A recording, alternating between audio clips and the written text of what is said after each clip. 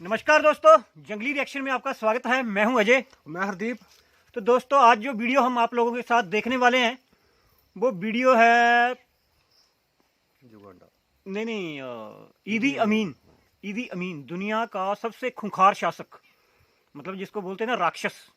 आज वीडियो हम देखने जा रहे हैं एक राक्षस के ऊपर। तो चलिए दोस्तों, पहले देखते हैं वीडियो और बाद में देंगे अपना रिव्यू। तो करते हैं वीडियो स्टार्ट। दोस्तों, आज की कहानी मानव इतिहास के एक ऐसे क्रूर तानाशाह की है जिसको अफ्रीका के कसाई, आदमखोर अफ्रीकन हिटलर, इंसानों के दुश्मन और न जाने कैसी कैसी उपाधियां प्राप्त हैं।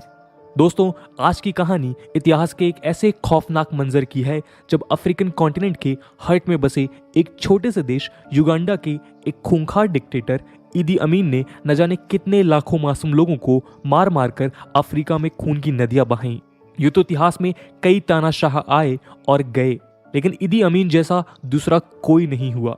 अपने 8 साल के शासन में उन्होंने क्रूरता के जितने प्रतिमान गाड़े, उतने आधुनिक इतिहास में दूसरा कोई मेल नहीं है।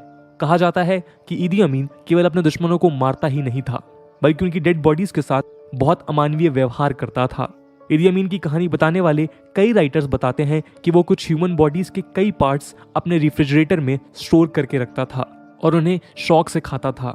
इंटरनेशनल ऑब्जर्वर्स और ह्यूमन राइट्स फाउंडेशंस की कुछ रिपोर्ट्स बताती हैं कि अपने शासन के दौरान उन्होंने लगभग 6 लाख लोगों की जान ली। कुछ एस्टिमेट्स बताते हैं कि वो हर दिन लगभग 250 लोगों को मरवा दिया करते थे। जी हाँ, हर दिन। युगांडा के लोगों के साथ साथ ईदी अमीन के इसी नरसंहार के दौरान इंडिया, पाकिस्तान और बाकी एशियन देशों के भी कई लोग उसकी चपेट में आए। वो क्यों और कैसे, ये जानेंगे हम आज के इस वीडियो में। लेकिन उससे पहले आज इसी वीडियो में हम ईदी अमीन की लाइफ जर्नी और उनके शासनकाल पर भी नजर डालते हैं। तो चलिए शुरू करते हैं। नमस्कार दोस्तों, मेरा नाम है आदर्श और स्वागत है आपका स्टडी आईक्यू में। ईदी अमीन डाडा ओमान का जन्म 1925 में युगांडा के एक नॉर्थ वेस्टर्न प्रोविंस कोबोको में हुआ। युगांडा उस समय एक ब्रिटिश प्रोटेक्टोरेट था। युगांडा में प्राइमरली ट्राइबल कम्युनिटीज रहा करती थीं। उनके पिता काकावा जाति और उनकी माता कुकबारा ट्राइब को बिलोंग करती थीं। ईदी के बचपन में ही उनके माता और पिता एक दूसरे से अलग हो गए और ईदी की परवरिश उनकी मां ने की। 7 भाई बहनों में वो तीसरे स्थान पर थे।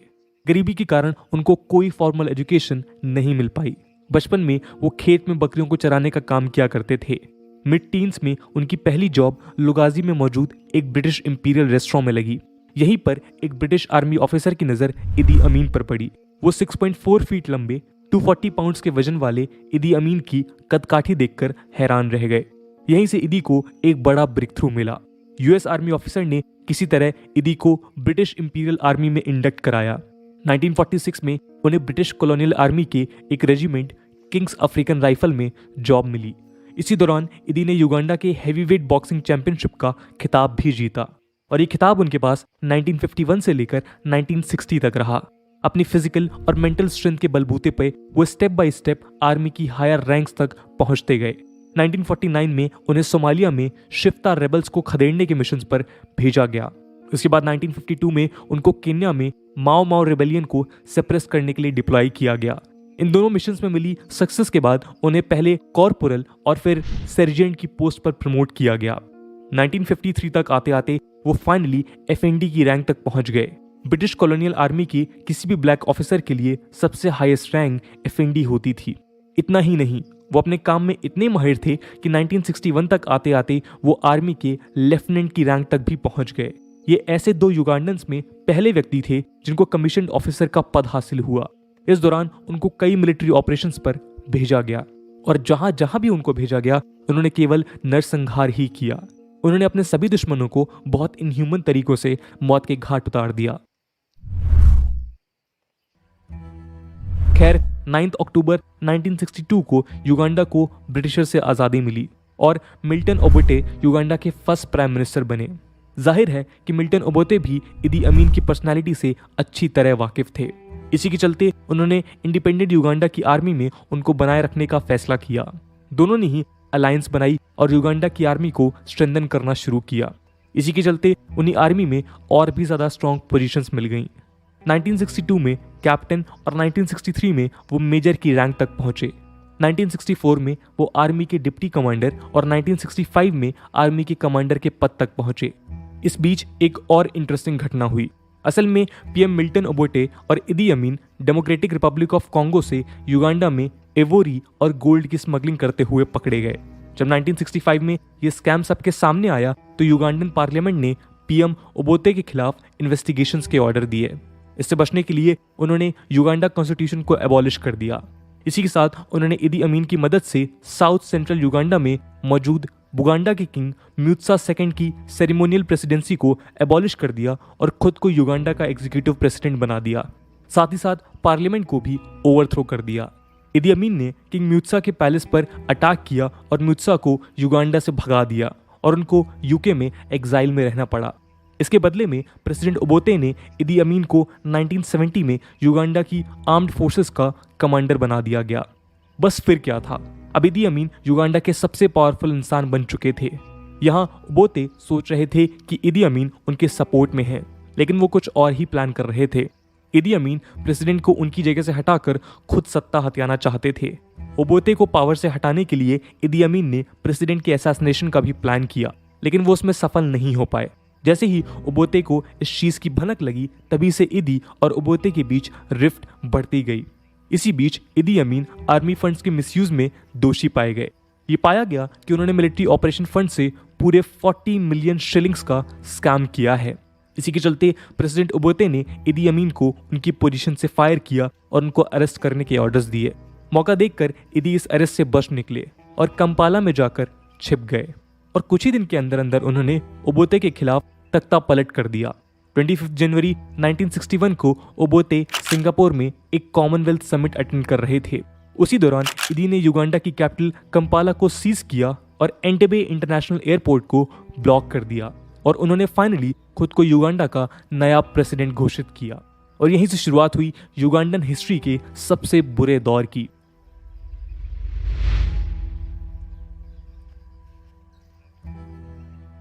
दोस्तों 1971 के मिलिट्री कू के बाद इदी अमीन पूरे 9 साल वहां पावर में रहे। चौंकाने वाली बात यह है कि अमीन के इस कू को वहां की जनता के साथ साथ कुछ वेस्टर्न नेशंस ने भी वेलकम किया। इसका कारण था प्रेसिडेंट ओबोटे का अनपॉपुलर रूल। और यहाँ वेस्टर्न नेशंस को लगता था कि अमीन इस रीजन में रशिया का इन्फ्लुएंस रेस्ट्रिक्ट करने में उनकी मदद करेंगे, लेकिन असल में ऐसा कुछ भी नहीं होने वाला था। उल्टा उसके इस कू में लीबिया के मोहम्मद गद्दाफी, जायरे के मोबुतु सेसे सेको और सोवियत यूनियन के तानाशाहों ने उनका सपोर्ट किया और इस दौरान वेस्टर्न नेशंस के साथ युगांडा के संबंध और भी ज्यादा खराब हो गए। इसके अलावा पावर में आते ही उन्होंने युगांडा के लोगों को कई कंसेशंस देने शुरू किए, प्रिजनर्स को रिलीज किया, सीक्रेट पुलिस को बैन किया और यहाँ तक कि उन्होंने फ्री एंड फेयर इलेक्शंस का भी वादा किया। लेकिन ऐसा कुछ भी नहीं हुआ और धीरे धीरे उनका असल रूप सबके सामने आने लगा। सबसे पहले उन्होंने अपनी केयर टेकर गवर्नमेंट का टेन्योर 15 मंथ से बढ़ाकर 5 साल का कर दिया। कॉन्स्टिट्यूशन के काफी प्रोविजंस रेस्ट्रिक्ट कर दिए, मिलिट्री रूल को सिविल लॉ के ऊपर रखा और अपने सभी दुश्मनों को एक एक करके खत्म करना शुरू किया। इसमें वो सभी लोग शामिल थे जिनका ब्रिटिशर्स या फिर ओबोटे की गवर्नमेंट के साथ कोई भी ताल्लुकात थे। युगांडा की आर्मी को पूरी तरह डिस्ट्रॉय किया और केवल अपनी लॉयल ट्राइब्स के लोगों को उठाकर आर्मी में डाल दिया। इसके अलावा बाकी सभी रिबेलियस कम्युनिटीज का भी यही हश्र हुआ। इसमें एकोली एंड लैंगो ट्राइबल कम्युनिटीज मुख्य रूप से शामिल थे, क्योंकि इस क्रिश्चियन ट्राइब के लोग प्रेसिडेंट ओबोटे के सपोर्टर्स थे। इसके साथ साथ बाकी कई tribal groups, students, leaders, artist, journalist, जजेस, लॉयर्स, इंटेलेक्चुअल्स और न जाने कितने हजारों बेगुनाह लोग इदी का शिकार बने। और इन्हीं में युगांडा में बसने वाली एशियन कम्युनिटी के लोग भी शामिल थे। इन पर डायरेक्ट अटैक नहीं किया गया, बल्कि उन्हें रातों रात युगांडा से बाहर निकालकर फेंक दिया गया। वो क्यों और कैसे हुआ, चलिए देखते हैं।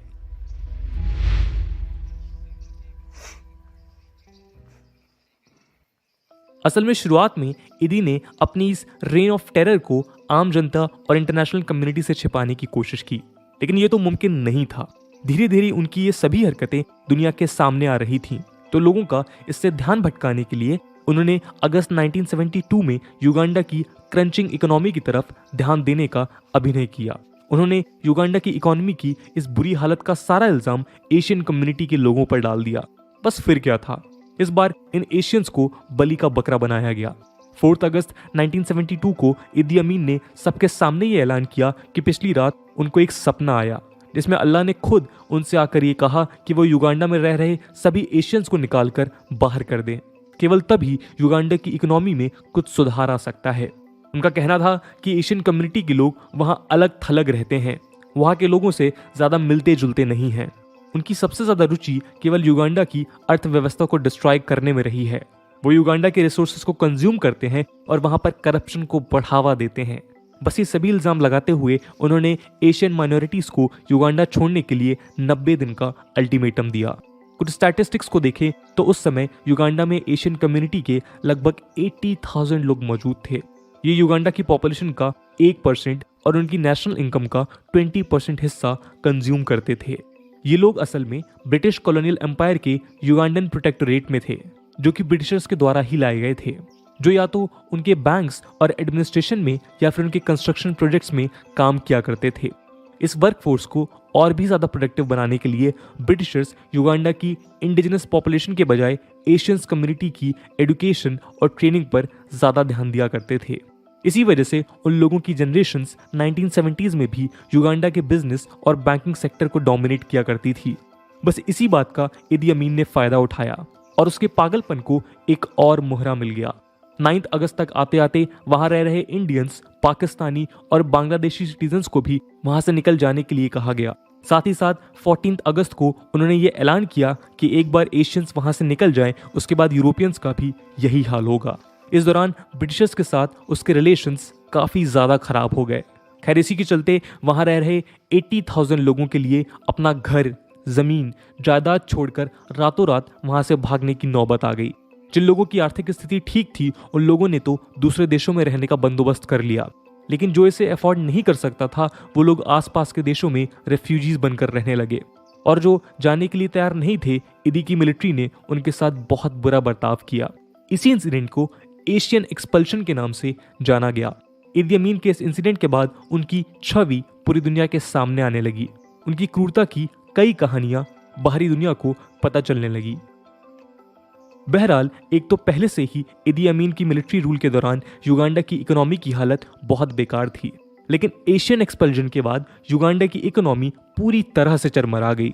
एक्सपर्ट्स बताते हैं कि वो इसलिए हुआ क्योंकि वहां की इकोनॉमी को एशियन कम्युनिटी के लोगों ने ही संभाला हुआ था और उनकी जाते ही इकोनॉमी पूरी तरह क्रम्बल हो गई।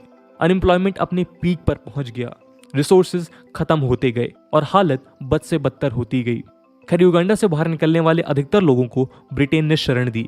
ऐसा इसलिए क्योंकि उनमें से मैक्सिमम लोग ब्रिटिश पासपोर्ट होल्ड करते थे। उन्होंने वहां एक बार फिर जीरो से शुरुआत की और अपनी मेहनत के बलबूते पर ब्रिटेन की इकोनॉमी में बड़ा योगदान दिया। बताया जाता है कि वहां जाकर सेटल हुए लोगों ने ब्रिटेन की रिटेल इकोनॉमी को पूरी तरह बदल दिया। ब्रिटेन के अलावा इन लोगों को आश्रय देने वाले देशों में कनाडा और ऑस्ट्रेलिया मुख्य रूप से शामिल थे। अब आप सोच रहे होंगे कि इस पर भारतीय सरकार का क्या रवैया था, तो इसके जवाब में हमें मिक्स्ड अकाउंट्स देखने को मिलते हैं। कुछ सोर्सेज बताते हैं कि भारत सरकार ने इस इंसिडेंट को युगांडा के इंटरनल मैटर की तरह ट्रीट किया और इदी अमीन के खिलाफ कोई आवाज नहीं उठाई। नतीजा ये निकला कि ईस्ट अफ्रीका में रहने वाली इंडियन कम्युनिटी के लोग इंडिया से और भी ज्यादा दूर चले गए, क्योंकि उनका मानना था कि उनके मुश्किल समय में इंडिया ने उनका साथ नहीं दिया। वहीं कुछ दूसरे सोर्सेज बताते हैं कि भारत सरकार ने इदी को इसके खिलाफ चेतावनी तो दी, लेकिन इदी ने उसको नजरअंदाज कर दिया। खैर, वो जो भी हो, लेकिन इदी अमीन अपने इस मिशन में भी कामयाब रहा। तो दोस्तों, आप ये देख सकते हैं कि इकोनॉमी तो सिर्फ एक बहाना थी। इदी अमीन को अगर कुछ सच में हासिल करना था तो वो सिर्फ और सिर्फ थी तबाही। जी हाँ, कभी अपने लोगों के साथ तो कभी बाहर के लोगों के साथ, कभी पॉलिटिकल ओपोनेंट्स के साथ तो कभी आर्मी के साथ। इदी अमीन हर तरफ सिर्फ नरसंहार ही कर रहा था। इसी दौरान इदी अमीन के खिलाफ 2 कू भी अटेम्प्ट किए गए, लेकिन वो दोनों ही नाकामयाब रहे। ये कू भले ही सक्सेसफुल नहीं हो पाते थे, लेकिन इसके बाद इनसे जुड़े हुए लोगों का जो हश्र होता था वो बयान करना भी मुमकिन नहीं। अमीन का पूरा rule extreme human right abuses, political repression, ethnic persecution, extra judicial killings, massacres, poor international standing, nepotism, corruption और ग्रॉस इकोनॉमिक मिसमैनेजमेंट द्वारा डिफाइन किया जाता है। और इतिहास के बाकी सभी तानाशाहों की तरह ही युगांडा की इसी दुर्दशा ने इदी अमीन के ताबूत में आखिरी कील ठोकने का काम किया।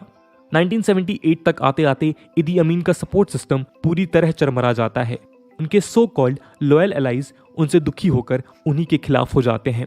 उनमें से कुछ तंजानिया के बॉर्डर्स के उस पार जाकर बच जाते हैं।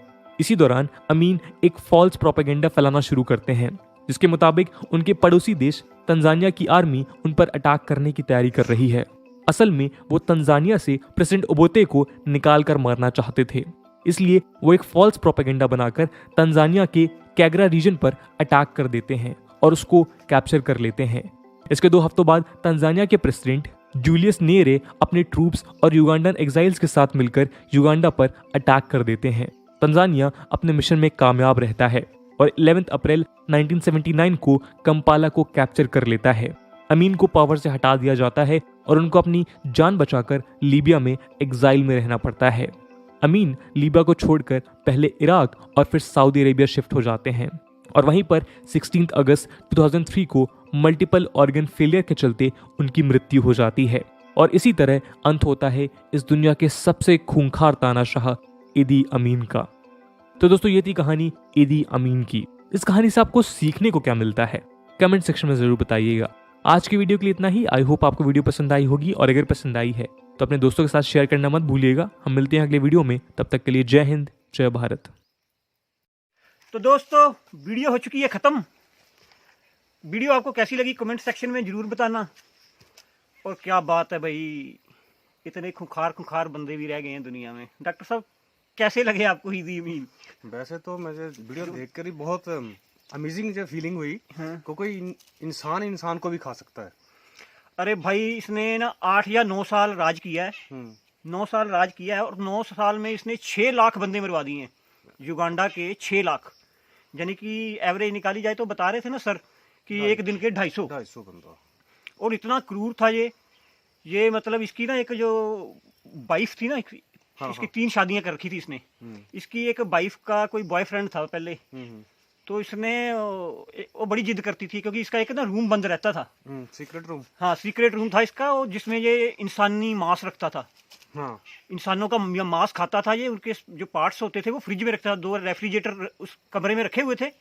और ये भाई उसमें जब इसकी वो वाइफ अंदर गई है रूम में और उसने देखा कि उसके जो बॉयफ्रेंड था ना, उसका गला काट के फ्रिज में लगा रखा था इसने और पता नहीं उसको खा गया होगा। बहुत जालिम इंसान था यार। बड़ा जालिम भाई, इतना क्रूर आदमी। और इसकी शुरुआत कैसे होती है? ऐसी नहीं है कि ये माड़ा मोटा बंदा था, ये बड़ा फेमस था क्योंकि ये 9 साल चैंपियन रहा है बॉक्सिंग का। ये युगांडा का 9 साल चैंपियन रहा है बॉक्सिंग का। और ये जब युगांडा आज़ाद हुआ है मेरे ख्याल से ब्रिटिश गवर्नमेंट के अंडर थे। ब्रिटिश जैसे इंडिया को भी ब्रिटिश ने ना, तो जैसे ही ब्रिटिश मतलब राज खत्म हुआ है तो ये भाई वैसे भी फेमस था और ये आ गया है फिर सुर्खियों में। और फेमस तो था ही कि ये बॉक्सर बड़ा ज़बरदस्त था। फिर इसको आर्मी में मतलब रैंक मिलता गया और ये बंदा बन गया जनरल। वैसे अनपढ़ था ये ना? वैसे अनपढ़ था, वैसे भेड़ बकरियां चराता था। लेकिन किस्मत थी ना, एक तो देखो लगता ही राक्षस था। 6.5 फुट हाइट और 160 केजी वेट। बहुत ज्यादा वेट था। नहीं इतना वो लगता ही राक्षस होगा, ऊपर से शक्ल से कितना गोरा है। बंदा नॉर्मल बंदा तो देख के डर जाए इसको। तो भाई इसके राज में देख ही लिया। वैसे तो सर ने बता ही दिया, जो नहीं बताया वो हम बता देते हैं आपको बातें। इसने क्या किया, इसका ना जो एक दोस्त था, वो जो नहीं था कर्नल गद्दाफी लीबिया का। वो भी वही था ना, डिक्टेटर था। तो इन दोनों की बहुत बनती थी। तो क्या जो लीबिया है और लीबिया और इजराइल, मतलब आपको पता ही है ना, मुस्लिम कंट्री और इजराइल यहूदी, मतलब इनका आपस में क्लैश रहते हैं। बिल्कुल। तो एक हवाई जहाज हाईजैक हुआ। वो हवाई जहाज हाईजैक हुआ इजराइल का और उसमें सारे यहूदी होंगे तो है ना। तो वो हाईजैक करके भाई वो पहले तो लीबिया गए थे शायद, और बाद में लीबिया से वो बोले भी चलो युगांडा चलते हैं। तो युगांडा में भाई इसने बड़ा उनका वेलकम किया। और इजराइल ने बोला भी कि इसको छोड़ दो आप। जिसको मतलब पकड़ लिया है हवाई जहाज को। नहीं, हवाई जहाज हाईजैक करके युगांडा ले गए थे ना वो। तो इजराइल ने बोला कि हमारे उसमें मतलब जो भी है लोकल पब्लिक है, उनका कोई कसूर नहीं है। लेकिन ये नहीं छोड़ रहा था। तो इजराइल की जो एजेंसी है ना मोसाद, वो आई थी। वो भाई आई, ये था उस टाइम कंट्री से बाहर। तो जैसे वो उनका इजरायली मोसाद बहुत तेज चीज है, वो तो किसी के हाथ नहीं आते। वो इसी की गाड़ियां, मतलब ऐसी गाड़ियां लेकर आए थे जो ईदी में चलता था, जिस गाड़ियों में। अच्छा। और इनके सैनिकों को लगा कि शायद ईदी मीन आया है बाहर से, और भाई मोसाद छुड़ा के ले गई उनको, पूरा हवाई जहाज को, और इनके सारे सैनिक मार दिए उन्होंने एयरपोर्ट पे। और जो दूसरी बात सर बता रहे थे कि 70 के दशक में जो भारतीय या और पाकिस्तानी या एशियाई लोग जो थे, इसने ना उनको टाइम दिया था 90 दिन का। 90 बोला कि 90 दिन के अंदर सिर्फ 2 सूटकेस, चाहे आप कितने भी अमीर हैं वहाँ के, लेकिन आप जाएंगे वहाँ से सिर्फ 2 सूटकेस लेके, और 2 सूटकेस में देख लो आप क्या क्या डाल लोगे। सिर्फ कपड़े ही डाल सकता बंदा या और कोई ज़रूरत का सामान हो। लेकिन इस बंदे ने भाई पूरे एशिया के जितने भी लोग थे, या यूरोप के या कनाडा, सभी को इसने अपने देश से बाहर निकाल दिया। और हमारे जो भारतीय थे या जो भी थे, मतलब बहुत अमीर थे वहाँ पे भारतीय, बहुत बड़े बड़े बिजनेसमैन थे जो इनकी अर्थव्यवस्था को संभालते थे, उनको अपनी प्रॉपर्टियाँ ऐसे ही छोड़ के आनी पड़ी। बिल्कुल। और इस बंदे ने इतना गंद मचाया अपने उसमें कि इसका जो प्राइम मिनिस्टर था, जो बता रहे थे ओबोते, वो भी जब सिंगापुर में था तो इसने पीछे से तख्ता पलट कर दिया था, और वो बेचारा फिर बंदा वापस नहीं आया था युगांडा में, वो वहीं से ही मतलब तंजानिया चला गया था शायद। तो भाई ये थी ईदी मीन। सब देख लीजिए आप, कितना मतलब गंदा आदमी, बिल्कुल। इंसानों का मांस खाने वाला। मांस तो खैर इंसानों का कौन खाता है यार? पता नहीं यार, पहली बार सुना मैंने भी। तो क्या जानवर था, माँ ही हुआ है। तो ठीक है दोस्तों, ऐसे ही नमूने पकड़ पकड़ के लाते रहेंगे हम आपके पास, तो आप वीडियो ऐसी ज़बरदस्त होती रहेंगी आगे आने वाली। तो ठीक है दोस्तों, वीडियो को करते हैं यहीं पे समाप्त। मिलेंगे नेक्स्ट वीडियो में, और जाने से पहले चैनल को सब्सक्राइब जरूर कीजिएगा, और साथ में बेल आइकन को भी प्रेस कर लीजिएगा। तो ठीक है दोस्तों, मिलेंगे नेक्स्ट वीडियो में, तब तक के लिए जय हिंद, जय Bharat and thanks for watching.